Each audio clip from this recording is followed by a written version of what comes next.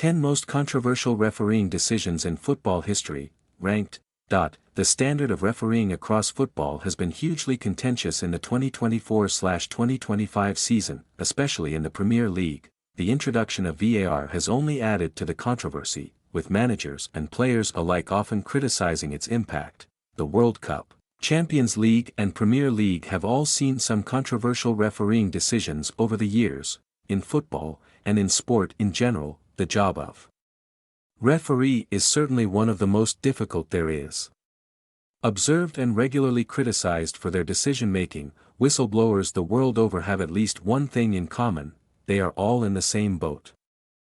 And the introduction of video-assisted refereeing, VAR, into the football landscape has done little to mitigate the sometimes vehement criticism leveled at them.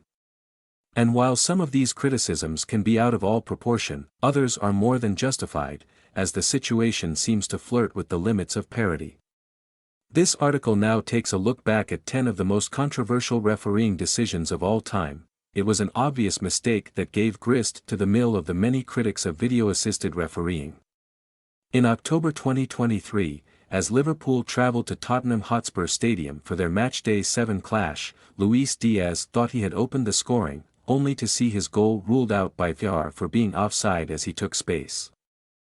Up until then, the decision had been nothing out of the ordinary, but slow-motion replays turned it into a real controversy.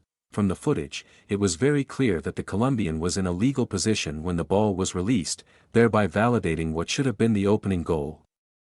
The situation was such that English football's professional refereeing body, PGMOL, even apologized for what was presented as a human error. But by then it was too late, and Spurs didn't care as they went on to win the game. Ben Thatcher, who played for Manchester City, occupies a prominent place in our rankings. In the 2006-2007 season, the Welshman distinguished himself with a crude elbow to the face of Portsmouth's Pedro Mendes, resulting in a knockout and resuscitation with the aid of an oxygen cylinder. However, the referee did not punish Thatcher too severely, and in the end he only received a yellow card. It was an outrageous decision that the FA corrected afterwards, suspending the Sky Blues player for 8 matches. If the 2009 Champions League semi-final between Chelsea and FC Barcelona is so memorable today, it is not so much for the quality of the football played, but for the clear refereeing errors committed by Tom Henning of Rebo. These errors saw the Catalans miss several penalty kicks that were difficult to challenge, and ultimately led to the Blues' elimination at the final hurdle of the star-studded competition. A match that is now regularly brought to light by football conspiracy theorists, or more simply to fuel debates about which teams are favored by the referees. Ask Didier Drogba what he thinks. There are some situations in which a referee can indirectly influence the outcome of a match, if he calls a penalty in the final seconds of play, for example. But in other, rarer cases, a referee can have a direct influence on a result. Such was the case with Ahmet Akay, who, in a Turkish First Division match between Ankaragücü and Besiktas in 1986, helped the reigning champions to victory by deflecting a shot into the back of the Ankara goalkeeper's net. He obviously did not see fit to return the favor, much to the disappointment of the home side, Ireland remembers. In 2009, as the Republic of Ireland travelled to France for their 2010 World Cup qualifying playoff against the hosts, the confrontation between the two countries took a most unexpected turn. Pushed into extra time, the French had to rely on a Thierry Henry goal to finally book their ticket to South Africa. The problem? The Arsenal legend's goal was tainted by an earlier handball of which the referees were unaware. It was a shocking incident that was repeated around the world, and one that deprived the Irish of a historic 4th qualification for the World Finals. FIFA tried to cover up the scandal by making a payment to the Irish FA to avoid legal proceedings. How did Harold Schumacher get away with not even a single foul being whistled? More than 40 years later, the mystery is still unsolved. Because during the 1982 World Cup semi-final between France and West Germany, the German goalkeeper should have been shown the red card for his attack on Patrick Battiston. It was a knee-jerk challenge that left the French international unconscious, with 3 cracked ribs and a damaged vertebrae. Not enough in the eyes of the match referee to force him to put his whistle to his mouth, Schumacher thus played an active part in his side's success on Spanish soil. Once again, the images were broadcast around the world.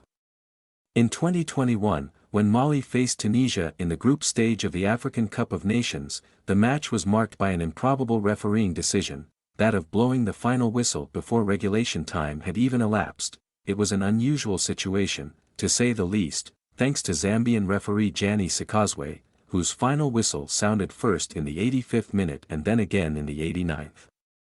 On their return to the dressing room, the Tunisian players refused to resume play and were therefore deemed to have lost the match.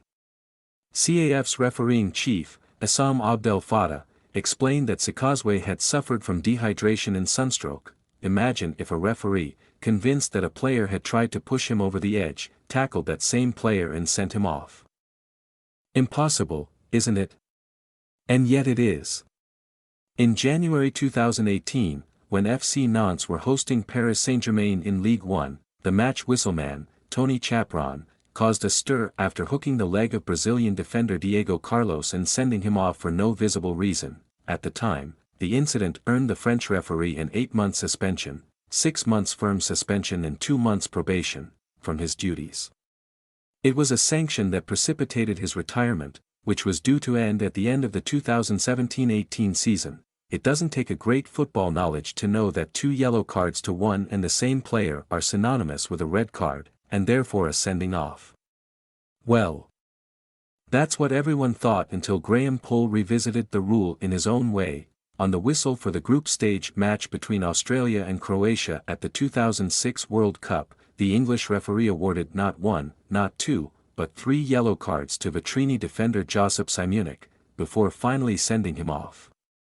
The referee also overlooked a clear penalty awarded to the Australians in the second half. It is almost paradoxical to observe the extent to which such controversy has benefited Diego Maradona in his journey to become even more of a legend in the world of football.